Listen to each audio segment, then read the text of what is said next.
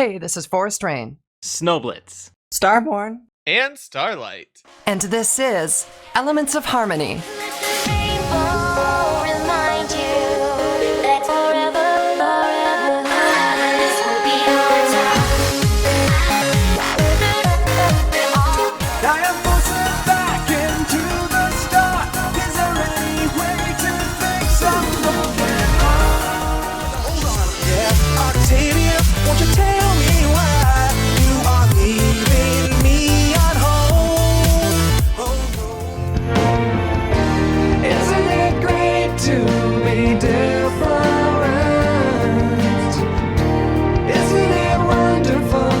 Exactly who you are. I don't complain. I hold my head up, pushing through the pain. You don't know what you really need. Are we there yet? Are we there yet?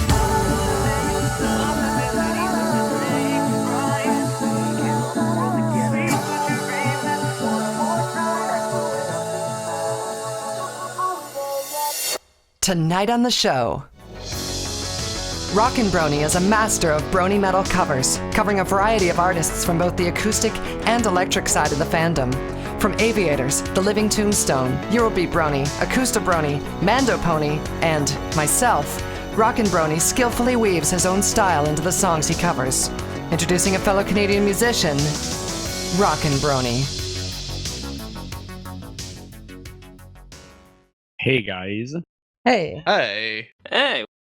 So, we need to get one thing really clear here and out of the air. You said a fellow Canadian. Yes. Do the French Canadians count? Well, sort of. I feel like they exclude them out. Yes. Hi, Rockin'Brony. Sorry, this is how we do our show. We just invite you on so we can insult you.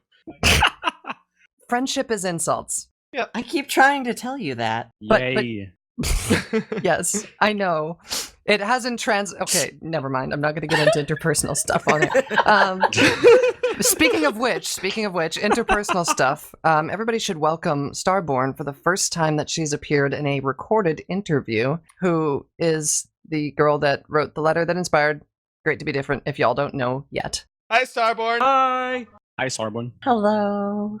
Starborn, tell us about yourself and what you do in the fandom, if you do anything in the fandom anymore. I don't do anything in the fandom. Excellent, let's move on. That just makes it faster. Let's go. Whoops. Is there anything that you did in the fandom or anything you wanted to talk about? I've done some music once upon a time, and then I took like a year hiatus and learned to play the guitar and have done nothing with it. Hey, you are doing something with it right now. You're our replacement Mormon. Quick, become Mormon. Please no. You just have to move to Utah. I don't. We have Mormons here in DC. Remember they have Oh yeah, you have the Disney World. Yeah, we have Mormon Disney World. Oh. Mormon Disney World? There's such a thing? Was it like built by Mitt Romney or something? Oh my god! Really, all it is this giant White marble building. Yeah, it's this giant Mormon church that like nobody is allowed into unless you're apparently like a super Mormon or something. Like Mitt Romney? Yeah. Yeah, sure. But anyway, back to our guest, Rockin'Brony. Hi, how are you? Hey, I'm great. What about you? Not too bad. How's Quebec treating you? Austerity. I don't know if it's that word in English, but they're cutting in everything. No more money for schools. Ah, Yay. yeah. But anyways, I'm making music, so that's fine. That's great. Yeah. It's always good. So for those of us, or those of our people watching, whatever we call them, that have no idea who you are, give us a quick background on who you are and how you came to be in this fandom. All right, so basically I'm a 16-year-old guy from Quebec that started music back in 2013, and I make my own metal songs and covers. You only started music in 2013? Yeah. Like, you hadn't played guitar before that? Well, I played before, but like 6 months before. Wait, only 6 so months? that's not a lot.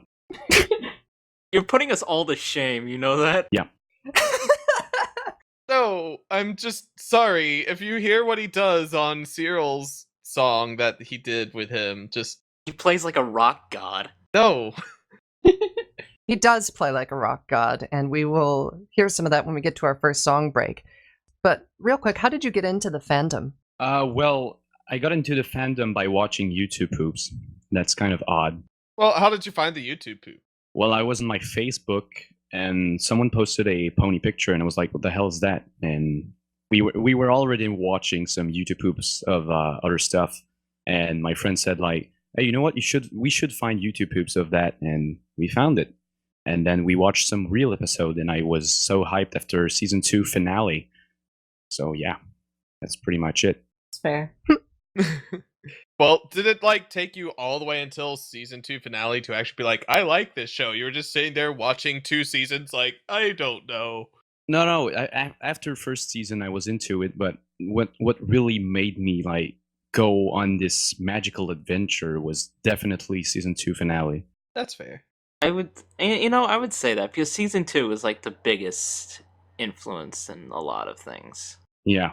I mean, it does have Discord, and then, of course, that really epic finale with Chrysalis. Mm-hmm. They did a lot of work on season 2. Yeah. Well, actually, first episode is a 2-parter, so it's kind of a trap, I guess. Because I watched the first episode, and I was like, oh, okay, we'll watch part 2. That's how they get you. Yeah, Yeah. that's how they get you. And that was with season 2 that you had that? Yeah. I had the same thing with season 1, but like I was drawn in by the adventure aspect of it and how it like mirrored the plot line of every like adventure game like Final Fantasy ever. Yeah. Actually, yeah, I'm a huge fan of old Final Fantasy, like not Final Fantasy 31 or something. I think they're up to 14 right now. 15. Oh. Yeah, except 15 I'm actually pretty hype about, but that's another story for another time. Them hairs, though. So you enjoyed the classics like Final Fantasy VI, Final Fantasy IV, Actually, my favorite would probably be Final Fantasy 9. Really? 9. 9? That's an interesting one. Yeah. I don't really consider that an early Final Fantasy. Well, not an early, but before. It is at this point. Yeah, it is. I consider early Final Fantasy any of them where Nobuo Uematsu was still writing music for them at this point. This is true. This is true. So that's up to 10. What was it about 9 that drew you to it? The actual, not the graphics. Well, the cinematics were actually pretty amazing for that time. Mm-hmm. Yeah, they were. I mean, for PlayStation 1 was kind of cool, and the whole storyline was awesome, so... And then they've got the final boss that had nothing to do with any of the game. I can't remember. Oh, what was the final boss for 9? He's impossible to beat. His name was Necron, and they did this whole Star Wars thing leading up to it. He's impossible to beat. No, it was the guy that was like always dressed up as like a woman.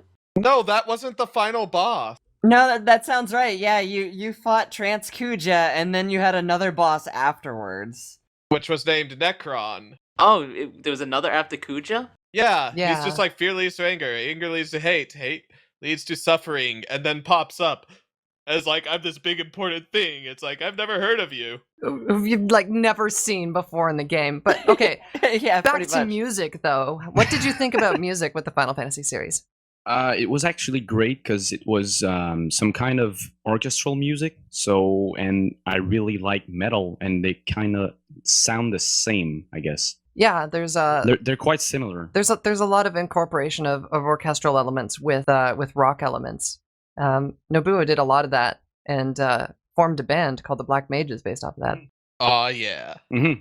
I heard them. They're awesome. They are incredibly amazing. Yes, they are, except, every time they add vocals, the vocalist is good, but doesn't match the genre. This is true. Was the Final Fantasy music one of the things that sort of got you into wanting to create music? Yeah, kinda. So, what took you from just watching My Little Pony to wanting to actually be involved with the fandom and, be like, hey, these guys are making cool music, let me jump in? Well, actually, yeah, like you said, like they were making music, and I was just playing some acoustic guitar, and I was like, I want to do that. That sounds cool. And then I heard of BronyCon, Canterlot Gardens, and everything, and I was like, oh man, there are some shows of that. So that's my goal. And you know what? What? Something with Cyril the Wolf. That was a question, by the way. With something with Cyril related to a show that's coming this summer. Oh. Well, I am very much looking forward to that. Guess where it's happening? I am going to guess in the wonderful land of... Protestville. I was gonna say Candyland or something, but okay. We can go for the low blow. Protest Candyland. Excuse me, it's called Charm City, not Candyland. Yeah, I know. I was gonna go for a fantasy world and just be never mind. Well, that's good. That means that we can look forward to you on stage at BronyCon coming up then. Yeah, exactly. And you were on the Renegade stage at BronyCon 2014. Last year. Yep. Tell us about that. Well, actually, I was supposed to go on the open mic stage, and they ran out of time. So there was that guy who told us that he had the stage for like half an hour, and he was alone. So he saw me with my guitar and said, "Hey, you know what? You can come with me." So I hopped onto the stage and started playing my very first original song I ever wrote, and people started to come over and were like, "Oh man, he's playing guitar and it sounded good." So nice. Yeah, it was awesome. Which song was that? First Flight. Oh, nice. I actually am working on the remaster of that song, so When can we look forward to that? very soon. I mean, probably I'd say June. Yeah, June. So maybe by the time this episode airs. Yeah. All right. Excellent. Sounds good. Are you planning on going to any other cons this year, or are you're just kicking down the door and going straight for BronyCon? Yeah, just that one because I don't have actually the transport and money. So. Have you looked into the visa problems with that? No, not yet. I can tell you a lot about that. It's only for people that get caught crossing the border. That's right. If you show up at the border with a bunch of guitars and stuff, they're gonna stop you and search your car and keep you there for 3 hours and then turn you away. Oh, well, actually, I only have one guitar, so that's fine. Yeah, just don't tell them you're performing and you're good. Yeah, just say you want to get it signed by somebody that's an inspiration to you. Or, I mean, you can just say that it's for personal use. Like, I take guitars up into Canada all the time. Yeah. Did they get really mad with that? Only if you say that you're a musician, which I made the mistake of doing. Yeah.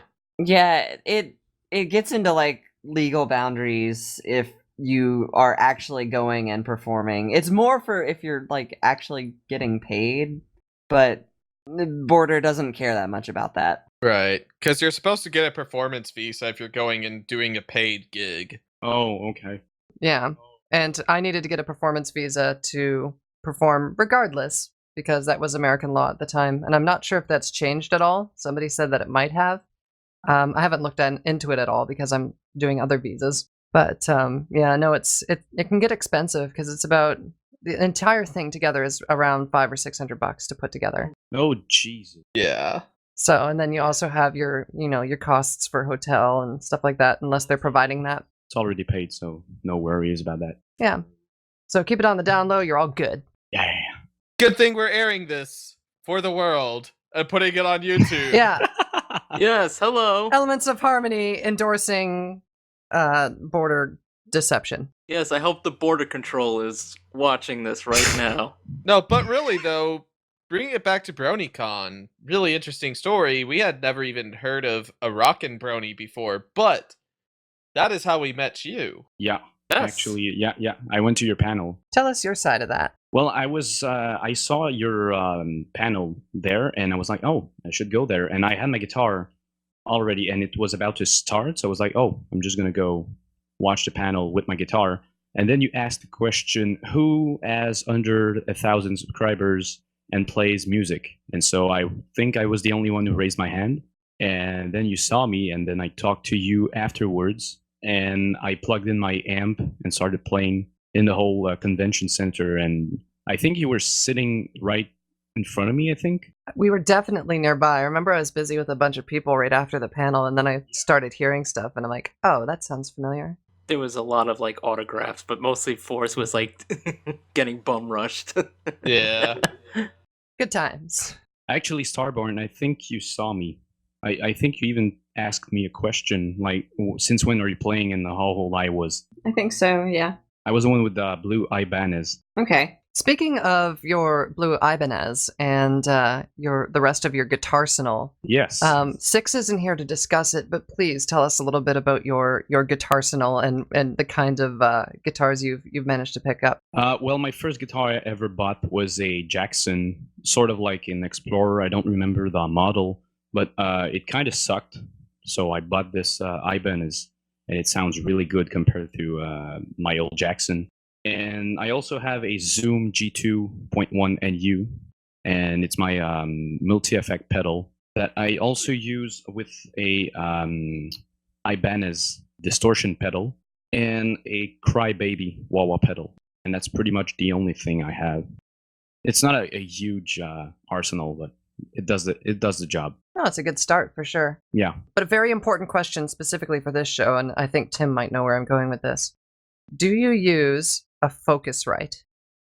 A Focusrite. I don't even know what this is, so Well, I'm gonna answer no. we just lost our sponsorship. Mm-hmm. Oh boy. A lot of people have Focusrite interfaces, and we noticed a trend for a little while that a lot of people that we were interviewing had Focusrite interfaces, like for their computers to get sound into their computer and stuff like that. Let me Google that. This just in. Our Focusrite stocks are going down. Focusrite.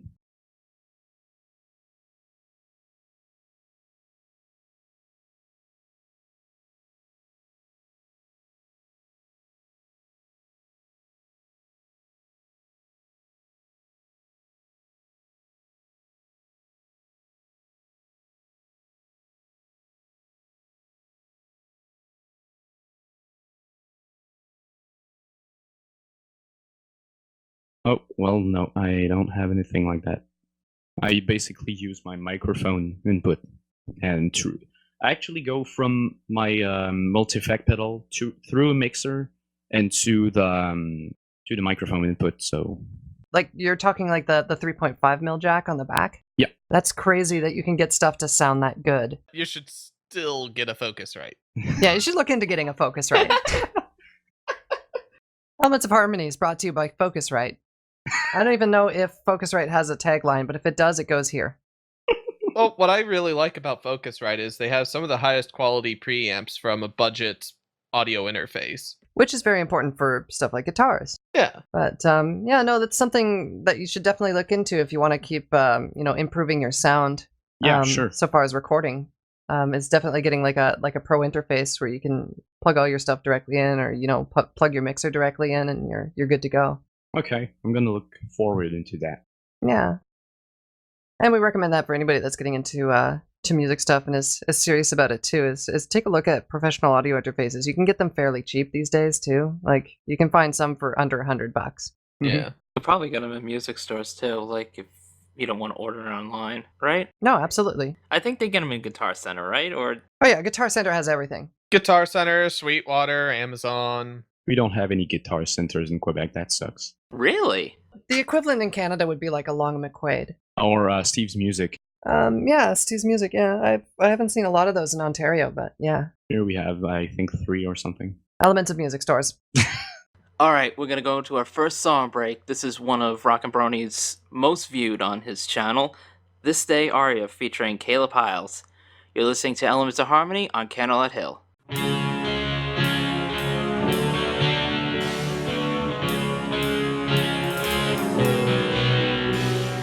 This day was going to be perfect, the kind of day of which I dreamed since I was small.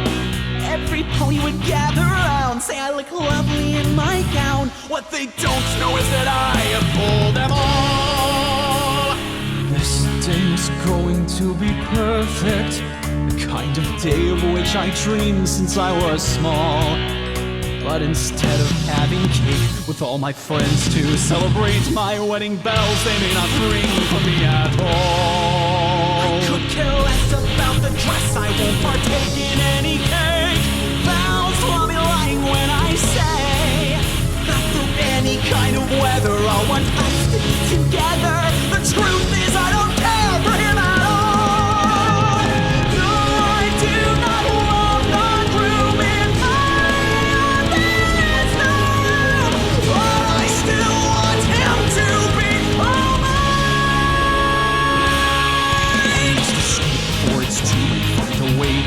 today. Oh, I'll be lying if I say I don't fear that I may lose him to one who wants to use him, not careful of and cherish him each day.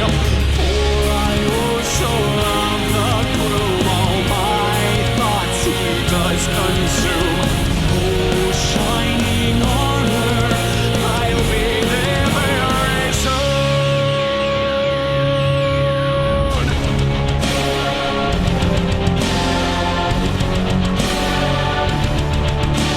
Finally the moment has arrived for me to be one lucky bride. Oh, the wedding we will make, you end up marrying a fake, saying will be mine, all mine.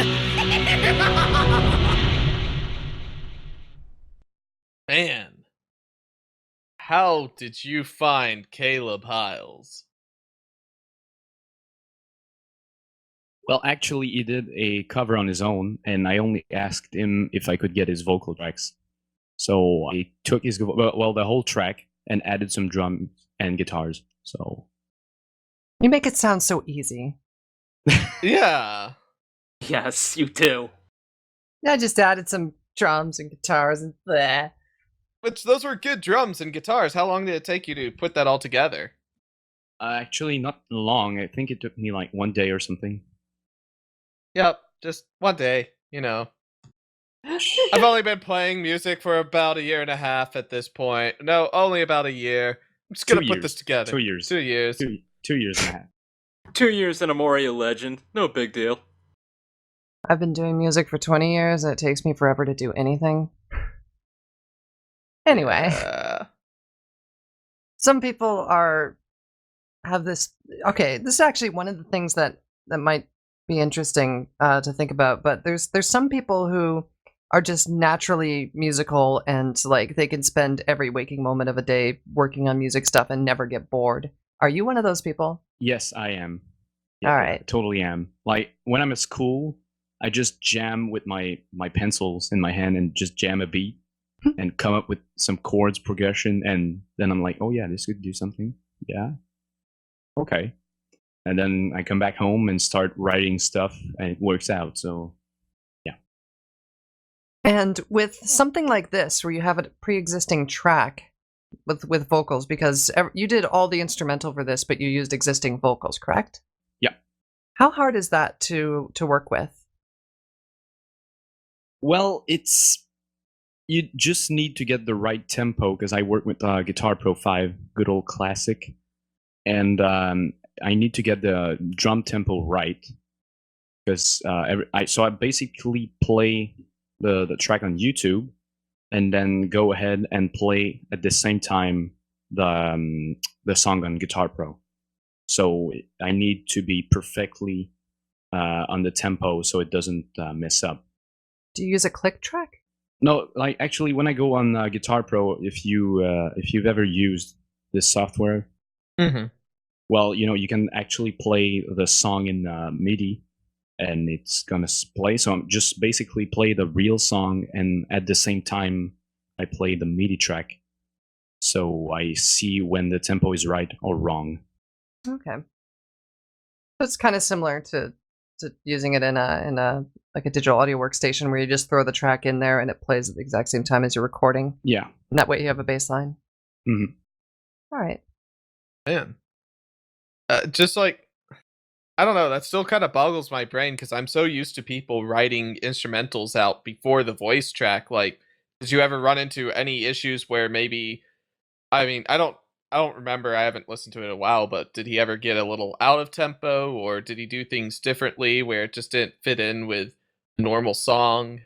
Well, actually, it was my drums that weren't on the beat, but when the tempo changed, it came back to normal. So, but yeah, it's a different way to work than actually get the vocals after. Yeah. Interesting. Now, we talked about games before, speaking of Final Fantasy when we did that before, but is there any other games that you like that gives you influence? Oh boy. Actually, very old games like Ghosts and Goblins on NES. I don't play recent games. I play old games Huh. like Super Mario World. What else? I love Super Mario World. Yeah. Mike Tyson's Punch Out. Oh, that's a classic. Oh man, I suck so much at that now. How about Secret of Mana? Not really. I highly recommend it if you enjoy the Final Fantasy series. It's an old SquareSoft RPG. It's great. Okay, gonna look it up. So is this where your YouTube URL comes from? GamesPlayer975? Back in the day when I created my YouTube account, I was into PewDiePie stuff, and I was, just too much into it, and I tried to do like he did. So you were planning on doing Let's Plays originally? Yeah, so I was planning to do that. So, and I didn't have a good computer to play 3D games, so I just let that down and started playing music. Well, most of the world is probably glad you did. There was also one game that apparently they say you've been attached to, Five Nights at Freddy's. Oh, absolutely not. Why is it saying on here?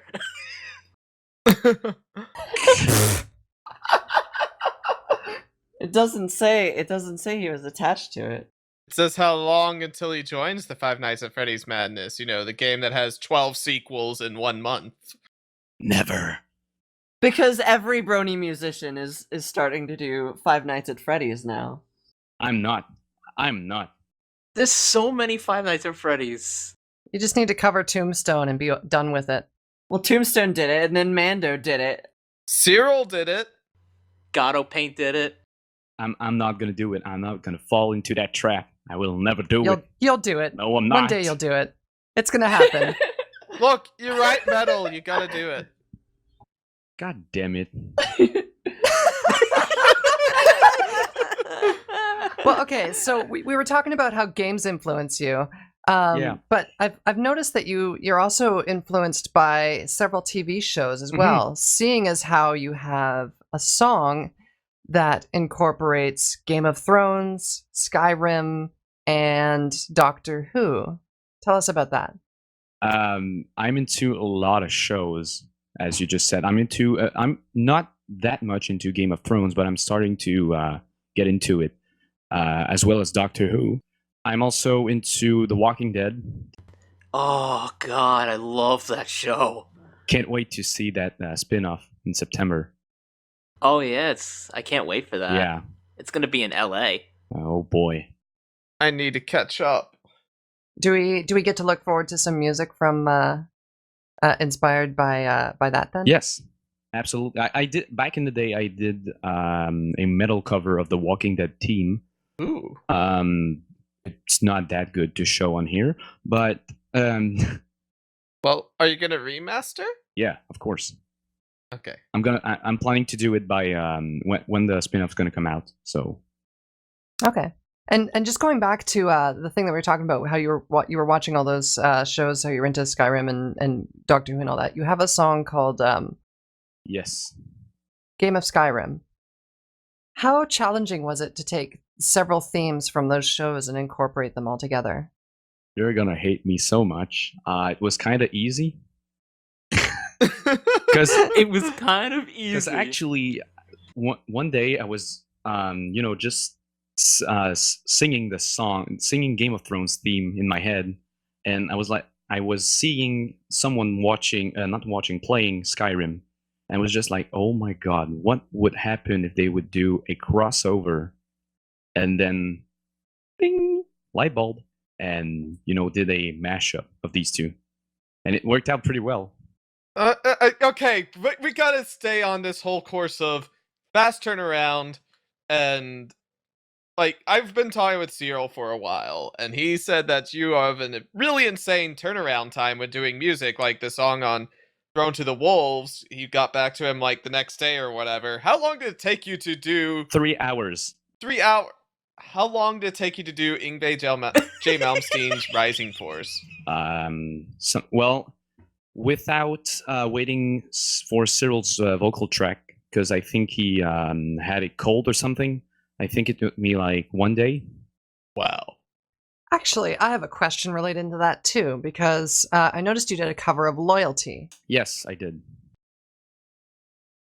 Loyalty has complicated drums, or at least it has drums that have a lot of different parts to it, and it doesn't stay the same throughout.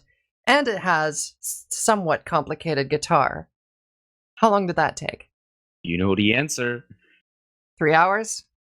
Forrest, I'm sorry, but Malmsteen has much more complicated guitar than Mando Pony. And Iron Maiden 2. Yes. Iron Maiden 2. Yeah.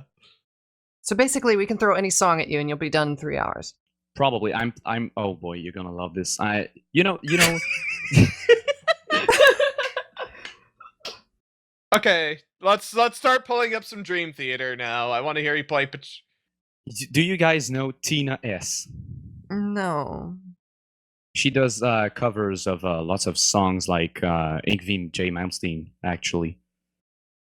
And she has like I don't know. Let me look that up. How much subscribers does she has? I think she has 230,000 subscribers, and her last cover was of Through the Fires and Flame. Fire and Flame. Sorry. I think I might have actually seen that cover. Yeah, and actually, you can pretty much see that it wasn't in one take, and it slowed down actually. So she did it on she didn't do it on full speed. And do you guys know something about me that I can play full speed? Let me guess, you're just gonna do it in one take right now, live on our show. I could. 3, 2, 1, go. I'm not ready. I think that's gonna be our tech talk for the night. Yeah. Yeah. So you're like, let's find a song you've never heard. You know what? Through the Fire and Flames was actually one of the first songs that I learned. What? Back in...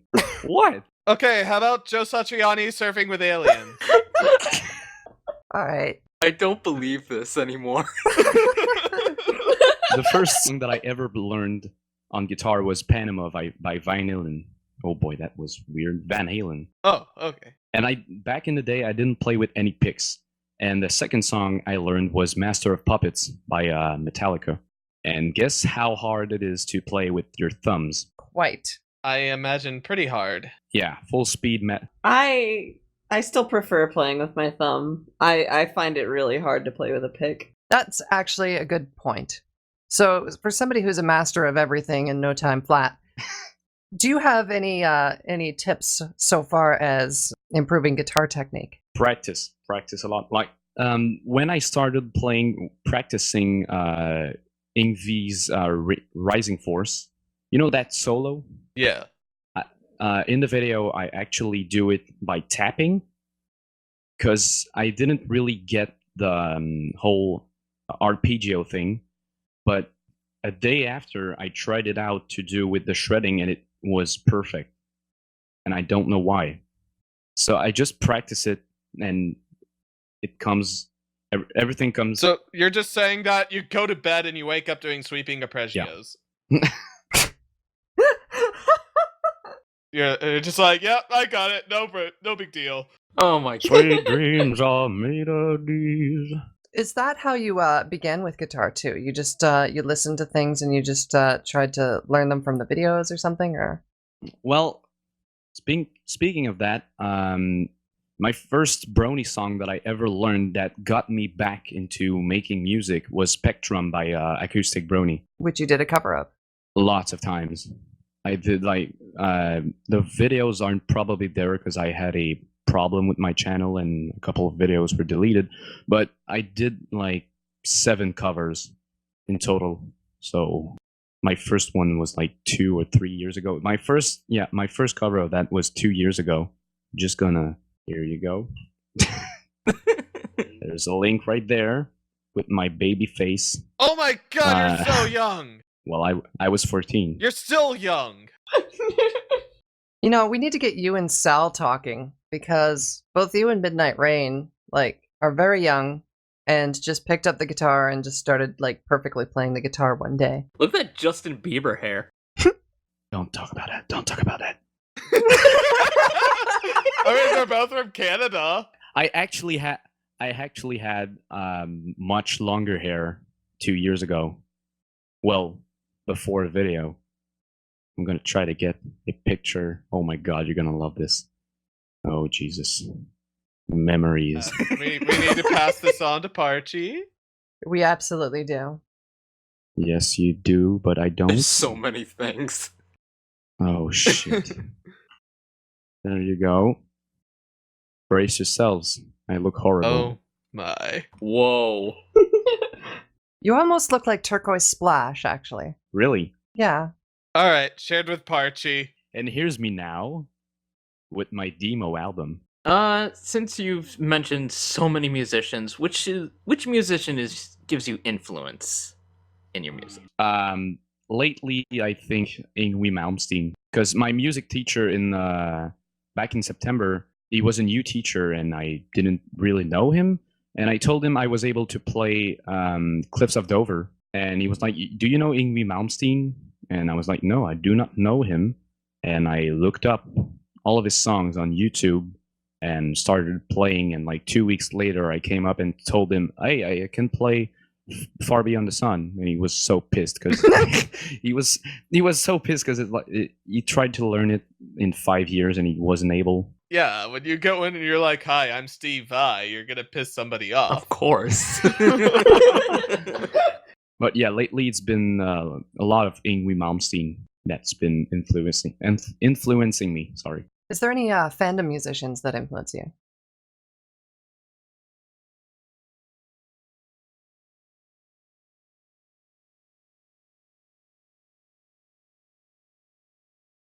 Oh boy, I would say a bit of you, Forrest. Yay! Yay, the meter goes down. Well, you did cover Join the Herd and Hey Ms. Derpy, and I'm a big fan of your Hey Ms. Derpy cover. Thank you.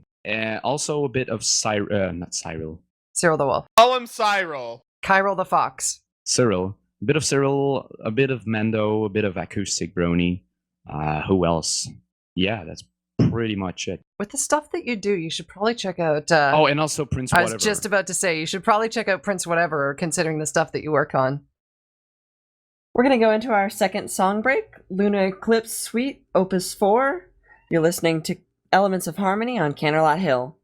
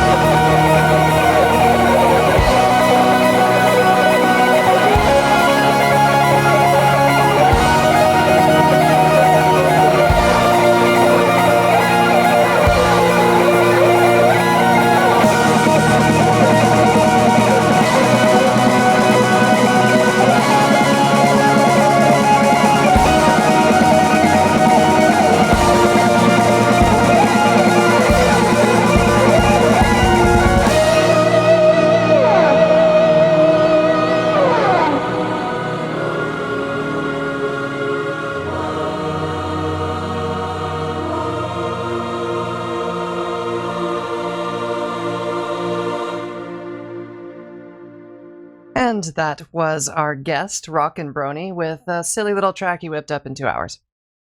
Thanks, John Petrucci.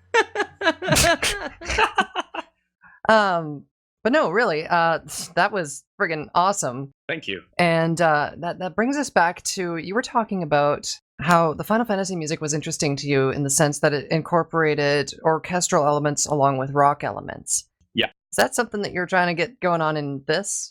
Absolutely.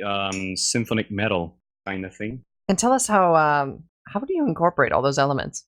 How do you come up with something like this? Like this song? Yeah. Just jamming, bro. No.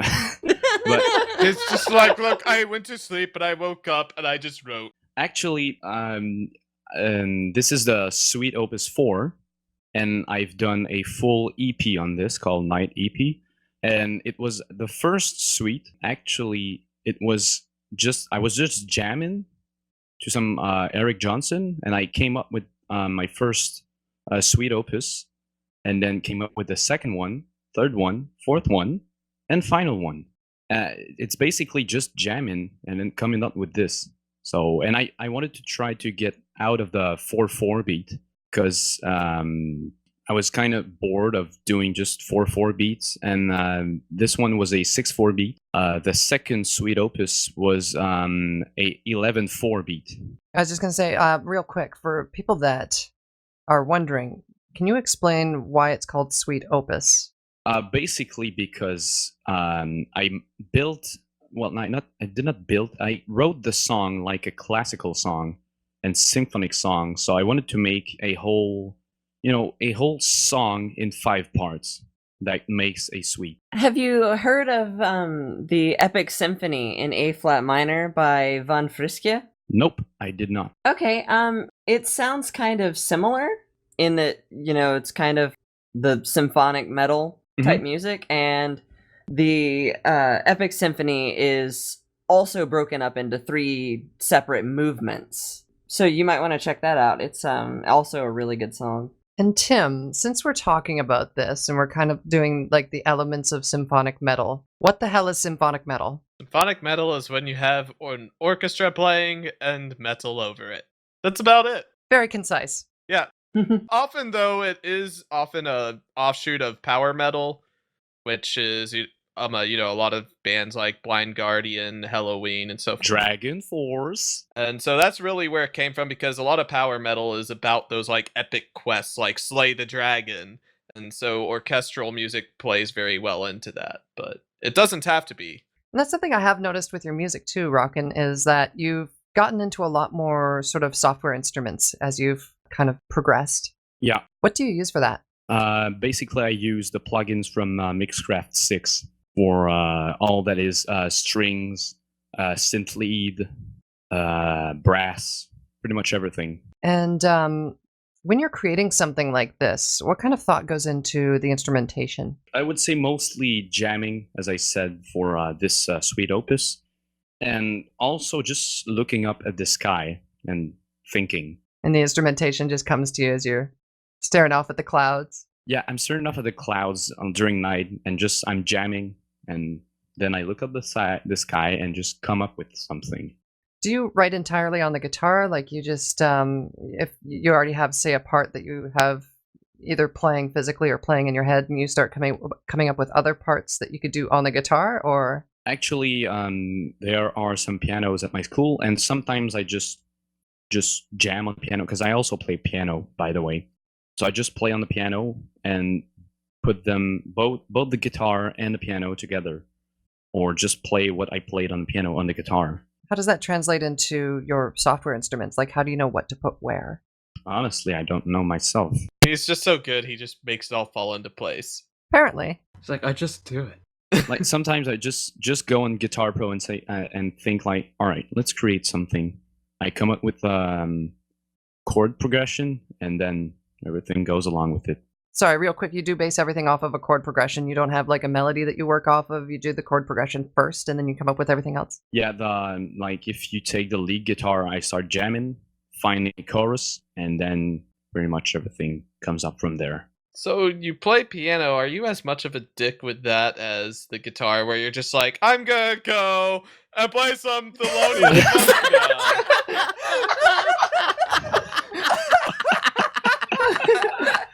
No, actually, no. I just basically I don't play often as the guitar, but I also. Do you want me to tell you how many instruments I play? Yes. No.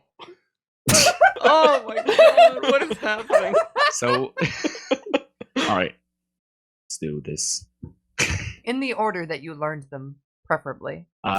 Drums, guitar, bass, piano, and I started playing violin. Of course. Now, if you're insanely amazing at the violin in like a year, I'm gonna hate you even more.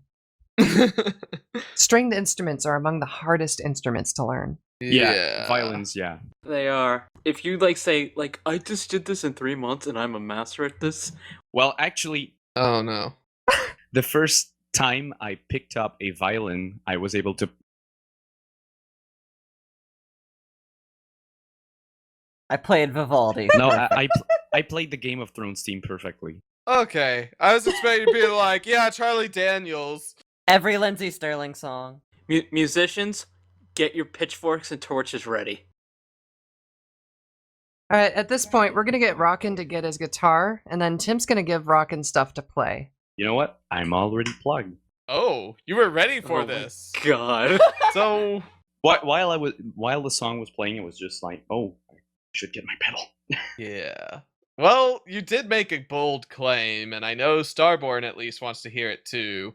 So let's hear you play Through the Fire and Flames. Hold on, let me just test. Well, actually, that's like an 8-minute song. Do we want him to only do like the solo portion or something? Or something. Do like 30 seconds to a minute of it. Hold on, let me just check if does it sound good. Yeah.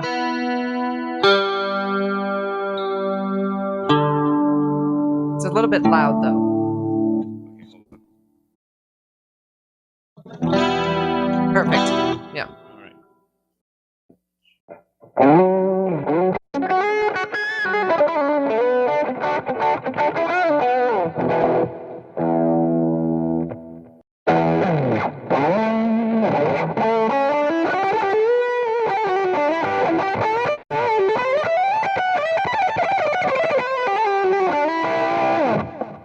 This is how lead guitar players tune their instruments is they crank it up to 11 and then they play a bunch of really twiddly crap and then they annoy the piss out of everybody else that's in the building.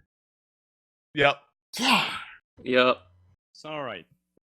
Yeah, just go ahead and play a little bit of Through the Fire and Flames, whatever your favorite section is. Okay, hold on. Get.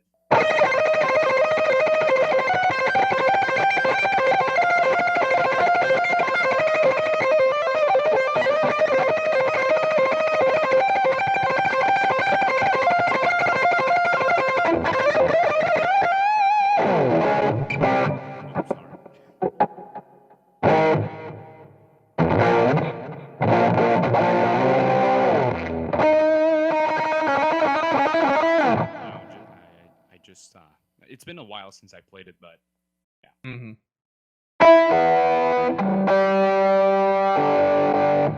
Do any of you listen to Steve Vai? Yeah, a little bit.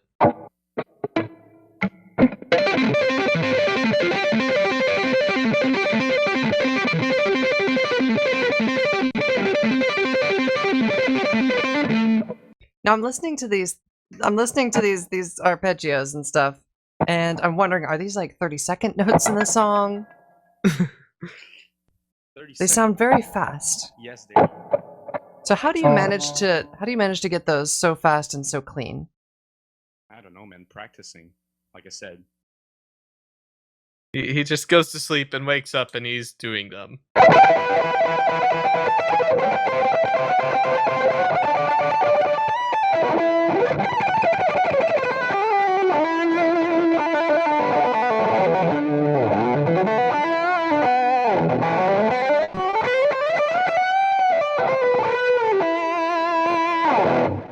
Now let's see if we can get a fandom thing. Can you do the solo from Loyalty?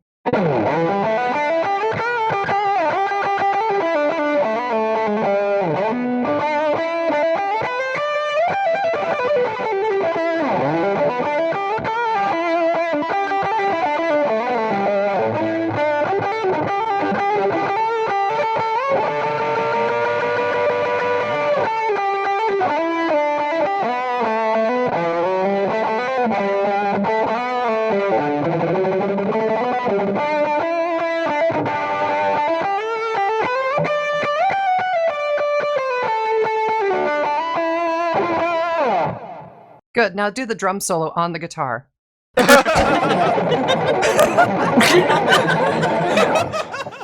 Okay, so simpler challenge, but a needed one. Can you play Millennium Alone? I don't know that song. Blasphemy. Sorry. All right. Well, I can't call it torture. We've let you flaunt your guitar wang enough. But It's insane. And all of It's us like are he pissed. sold his soul to the devil of rock. we should probably wrap this thing up. But real quick, I wanted to ask a question that's been asked a lot of times on this show. Mhm. But if you had advice, and I have a pretty good idea of what your answer to this already is, but if you have advice for anybody who's looking to get into music or brony music specifically, what advice would you give them? I probably suggest that you focus on one thing, practice it a lot, and then come up with start with covers. Always start with covers so you can build up your own creation in your head, and then focus on one technique you want to add, and then create your own songs by practicing a lot. Awesome. And eventually your compositions will, you're just going to write fluently. It's going to come up like all the way along. I would totally agree with that as well, because that's what I started with a lot is Mhm. covers. And covers get you known. Like, there's people already enjoy a lot of songs out there. So if you can take songs out there and give them your own original twist, Yeah. then you're one step ahead of the game, and you will get subscribers from doing that. Yeah, absolutely. But also being good at what you do is good.